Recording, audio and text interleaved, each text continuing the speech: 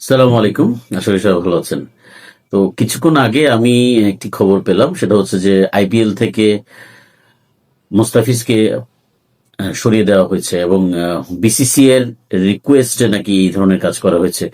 তো আমার একটা পরিষ্কার মেসেজ যেটা আমি বলতে চাই যে বাংলাদেশিদের ক্ষেত্রে, সেটা হচ্ছে আপনারা আইপিএল তো বর্জন করবেন এবং সরকারকে আমি এটা বলতে চাই বা বিসিবি কে এটা নিয়ে কাজ করতে বলতে চাই যে ভবিষ্যতে বাংলাদেশ বাংলাদেশের ক্রিকেটাররা অবশ্যই ভারতে সেফ নয় এবং ভবিষ্যতে যে ওয়ার্ল্ড কাপ হবে সেই ওয়ার্ল্ড কাপের ব্যাপারেও বাংলাদেশ সিদ্ধান্ত নিবে যে ভারতে তারা যাবে কি যাবে না।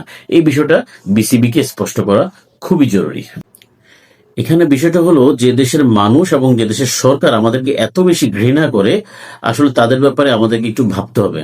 এত ঘৃণা করা মানুষদের সাথে আসলে কোনো ধরনের সম্পর্ক রাখা যায় কিনা সেটা একটু ভাবার বিষয় হয়ে দাঁড়িয়েছে এখন।